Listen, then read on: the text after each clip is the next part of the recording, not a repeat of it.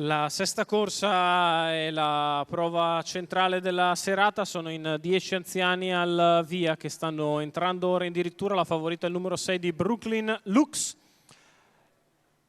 E lo starter fa andare via il mezzo meccanico con veloce Algeria Jet che prova a contenere Brooklyn Lux, la quale attacca all'esterno con decisione. Brooklyn che insiste e passa nei confronti di Algeria Jet.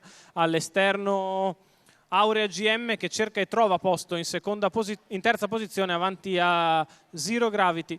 Poi gli altri con Barcela Burlon in quinta posizione avanti a Valkyria Spin. C'è stato addirittura un 13-3 e ora Tommaso Gambino va a riprendere in mano bruscamente, così quelli da dietro si muovono in maniera molto celere. 28-7 per i primi 400 metri di corsa, mentre finisce a tabellone Valkyria Spin.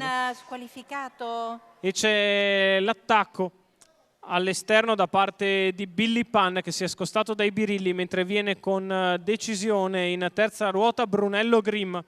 45-2 per i primi 600 metri di corsa. In vantaggio Brooklyn Lux, di fuori Billy Pan, in mezzo alla pista Brunello Grimm che però è costretto a rimanerci. In seconda pariglia esterna c'è Zonk di Girifalco a precedere Ziguli dei Greppi. 59-9 per la metà gara, la rottura da parte di Brunello Grimm. In vantaggio sempre Brooklyn Lux che controlla per il momento perché le offensive di Billy Pan non sono cattive.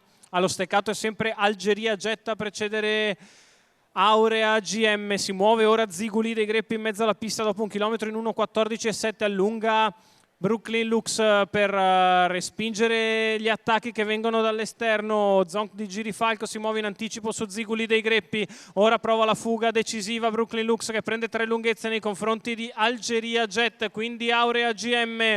La retta d'arrivo per Brooklyn Lux che ha fatto 14-2 per la piegata, ha salutato tutti e se ne va a vincere in maniera nettissima Brooklyn Lux per dispersione nei confronti di Aurea GM, mentre per il terzo posto Barcela Burlon controlla Ziguli dei Greppi.